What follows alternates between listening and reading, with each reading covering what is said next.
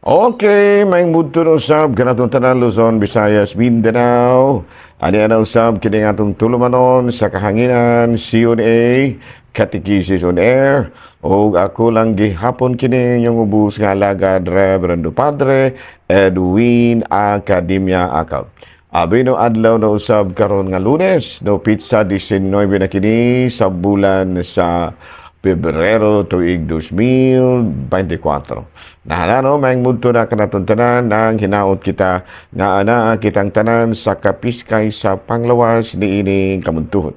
Abi no atong timbayaon de og maing mudto nga atong talahorong obispo, maing mudto de bishop, ang ato ang mga kaigsunan nga mga kaparian, of course, ang atong Vicar General, si Monsignor Glenn Corsiga, ang ato ang mga Episcopal Vicars, no, diri sa South District, si Monsignor Marino Ibo, diri sa North District, si Monsignor Albert Erasmo Bocol. Kala, no, mayong mudto na og nang hinaot kita manghigala nga ana gyud kamong tanan sa kapiskay sa panglawas ni ining kamuntuhon.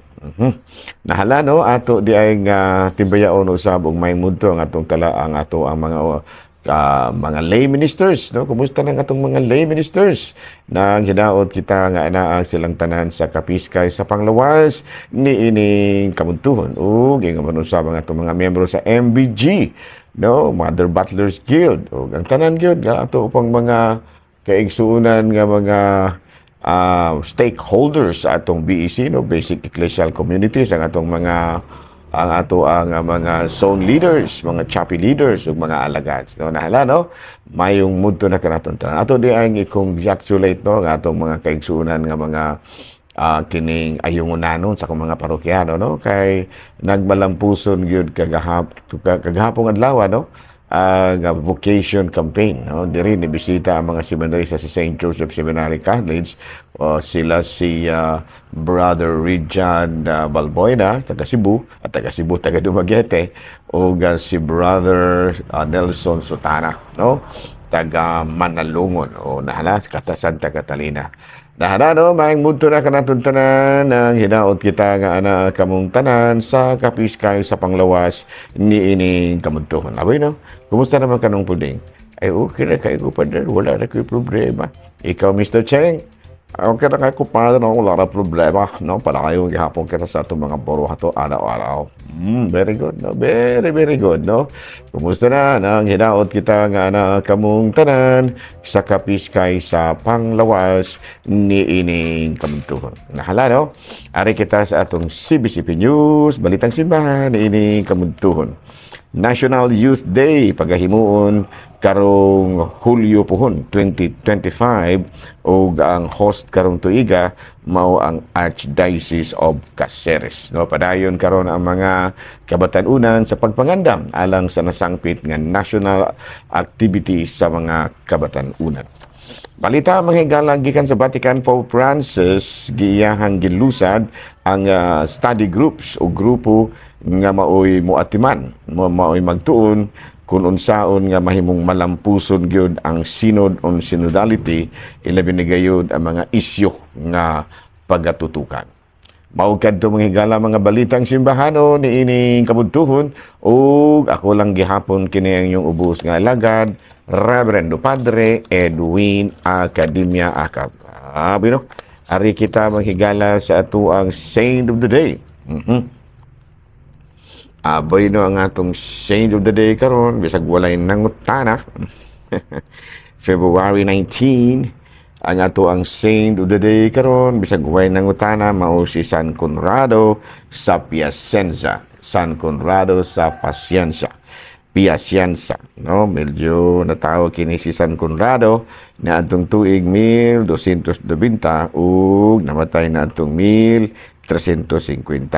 Membro kini siya sa usa ka noble family sa Italia. Noon niya matud pa nagkakuan kini siya kanang na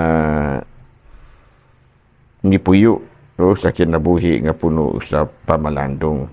Gani nahimo kini siya nga usa ka ermitanyo, no, muna nga hangtod nga sa iyahang kamatayon nahimo kini siya nga usa ka ermitanyo o usa ka tawo nga gipuy-an ang pagka maampuon ug ang penitensya. No, sa karong adlaw gihinumduman nato ang lain na pong patron sa Katolikong simbahan nga mao si San Conrado sa Piacenza. Abi no ara na kita sa atong topiko karon.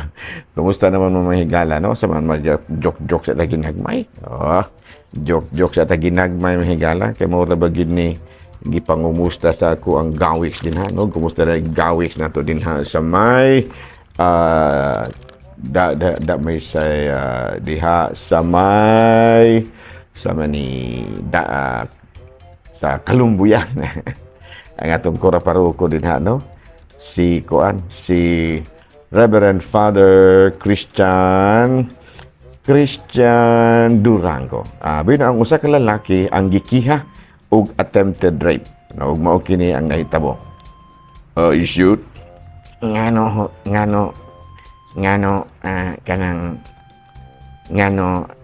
sir ay lang kong tawag ang sir no Senior Huwis ang itawag kanako. Sige Senior Huwis, sorry kaayo. Murag gikiha man ka diri si shoot mao lagi gikiha ka ni Imiat sa maning ni kuan si Imiat no gikiha ka ni Imiat ug gining attempted rape na sa ato pa rape nga wala madayon. Tinuod ba kini i-shoot? Ay, tinuod ka na, Senior Huwis. Tinuod didi ay ha nga gihimo ka og kining gitawag na tong attempted rape. Ngayon, unsa may muha nga unsa may nahitabo nga nahimo ra man nga attempted wala man gyud ni mabadayon og rape. Ay, kuan man gud. Kuan kanang Senior Huwis. Ato-ato ra nino. Perting bahu ag ilok. Perting bahu ag ilok? Mao gyud Senior Huwis. Sa man imyat? Bahu di nga kag ilok day? Kasi kasulti ana, Senior Huwis. Kini si issued, mao kuno nga wala niya madayon ang pag-rape nimo kay perte na ikuno nimong bahu og ilok. Hey, linawayo ng tawhana. Mura na ba yung dili bahu ba? Unsa imyat? Hinawayon ba? Mura pong dili bahu og ba? Isus Ginoo ko, mao di ang nanimaho ning kwarto na to karon nga nanimaho. Kamu di ning duha ang nanimaho, ikaw di isut ki bahu di kag baba. Unya bahu pug kuning ilok ni si Imyat. Isus Ginoo ko, yan na to ni dayon og kuan hiwon. Unya ra nato dayon og husay ning inyohang kaso kay Ginoo malipong ta ini. Abrahing mga bintana kay di madali ning baho na to diri mao di kamo di ing duha nga ikaw din ning duha issued og Imyat mo nakap medyo nanimaho ning ato ang sala. Ha? Joke ba yun? Joke na ako ito, wala. Okay, no, panayon ta mga higala sa ato ang mga buhatono ni ini kabuntuhon. Okay, gala no. Naari na kita mga higala sa ato ang catechism. Kung ano ba na itong saying to the day, ako man na po dato ang kining CBCP News. Ari na kita sa mga topic nato. What are the sins against marriage? Unsa man ang mga sala batok sa kaminyoon? Sabi no, matod pa diri sa ato ang listahan, usa sa mga sala batok sa kaminyoon, maugyod kining abandonment sa mga bata. Usa gyud na no? Kini bitaw inyong i-abandonar ang inyong mga anak. Matod pa, a child is God's gift to the parents. To abandon a child is to reject God's gift. Children who lose a parent, they have been known to cry themselves at night. In the eyes of these children, they have been rejected, deprived of the love that they are entitled to receive as a child. Their tears cry up to heaven. Gado pa di ay kung ang atong iabandona ang atong mga anak, no, kana bitong iabandona babiyaan ra ingon niya na ang ilahang hilak abot kana didto sa langit. Makadungog yun ang Ginoo niya na. So muna nga sa atong kinabuhi, no, ilabi na gayud kamo nga mga minyo na ayaw in taon ninyo i-abandona ng inyong pamilya. Okay, doon ay uban ba nga i-abandona ang ilang pamilya in favor sa lain nga kanabitong nagminyo og lain or gibiyaan ang asawa or gibiyaan ang bana ni kuyog og laing lalaki o ni kuyog og laing babae. Usa day kana kadako kayong kanang matod pa kapaitan sa usa ka bata, no? A child is known, no, to cry themselves at night. Luoy gyud ay kaayo. No? Nya, dunay different kinds of kanang abandonment. Dunay abandonment physical, no? Parents not present. No, muna gitawag natog physical abandonment. Ug doon na po'y emotional abandonment. No, those parents who withhold affection or nurturing. So muna nga dili gid ay maayo sa ato ang mga ginikanan nga inyong if physically abandon ang inyong mga anak. Or maybe kanang gitawag natog emotionally abandoned. Kanang inyo ra bitang pasagdan ba murag daghan ni. Daghan kay ning emotional abandonment, no? Kanang bitang inyo rang gipasagdahan ng inyong mga anak sige duludalagan din sa dalan nga mura og wala na yung mga intawi nag-atiman, no? Mura nag mga askal no ang atong mga bata. Unya matud pa, what are the effects of physical neglect, no? Unsa man gyud mga resulta sa kanang gitawag natog physical nga pag-abandona. Of course, malnutrition, starvation, and abuse. No, daghang kayong mga bata makuan kanang gitawag natog makuraw, mapugdaw. Unya malnourished, no, ang uban pag yun maabusaran dito sa ilalan. Klaro? Ingon niya na. Okay, no? Unya, what are the effects of emotional abandonment? Damage the child innate goodness and values. If it will not be healed, it will become a dangerous, it will become a driving force in their adult life. No, kini bitaw mga bata nga nakasinati og emotional neglect, no, abandonment. Muni mahulman ni nga dili maayo din sa hunahuna sa bata ug mamahimo kining driving force, no, kana bitaw kinaiya nga dili maayo nga maoy mo resulta sa kaalawutan sa bata. Muna nga there are two types of abandonment, no, physical and emotional, and of course adunay mga epekto ni ana. Nahala, no, padayon ta sa atuang nga mga buhatonon ni ining kamuntuhon. So, ari kita sa lain nga pangutana.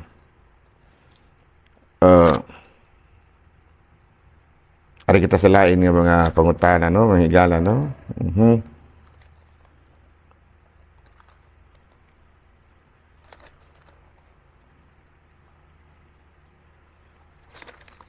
So, ari kita sa lain nga pangutana, mga higala, no? Where does the Pope get his authority to lead the church on earth?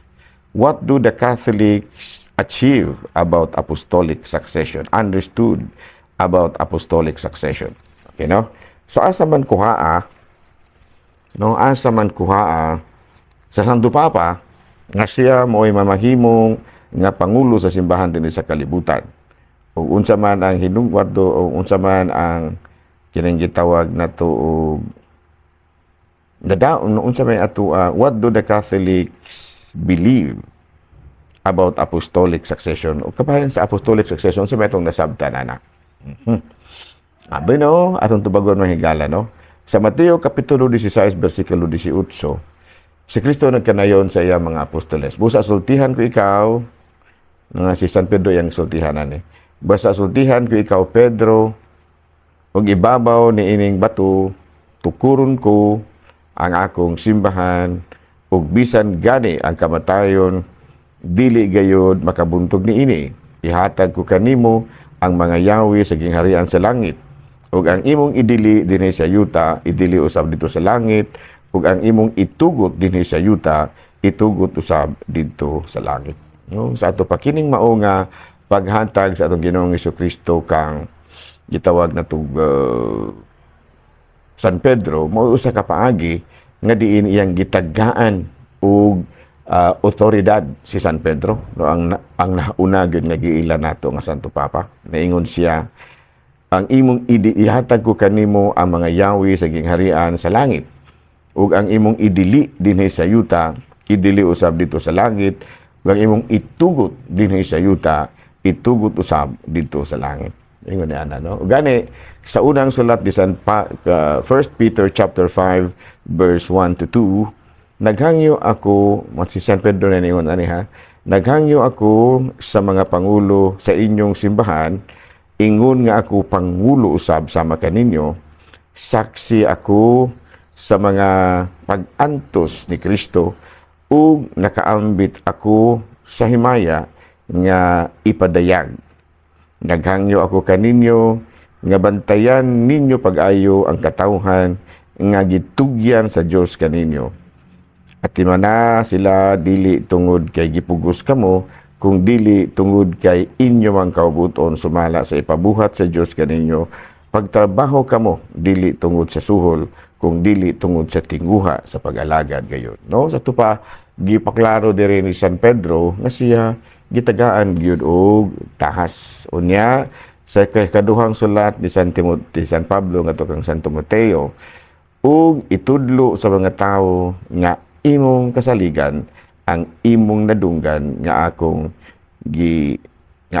giwali at tubangan sa kadaghanan aron kini itudlo usab nila sa uban. Ato pa klaro kay bahigala, no, nga ang atong talahurong Santo Papa isip sumusunod sa mga ni San Pedro, nakadawat usab niining mao nga katungod pinaagi sa matud pa right of ordination. No, kikiordinahan baya po ning mga obispo. Dayon kining mga gitawag natong mga kining mga Santo Papa. So sa pangutana, asa man kuhaa, no, diri kuhaa sa authority kanang giingon ni Kristo nga ihatag ko kanimo ang yawi sa gingharian sa langit, kung unsay imong idili dinhi sa yuta, idili usab dito sa langit, kung unsay imong itugot dinhi sa yuta, itugot usab dito sa langit. Ganyan na. Klaro ha? So dinhi na lang ako nagitakutob ha. Ako lang gihapon kini yung ubos nga alagad, Reverendo Padre Edwin Academia Acab, milit na usab kaninyo ug manalangin kanato ang Dios nga makagagahom sa tanan, Amahan, Anak, Espiritu Santo. Amen.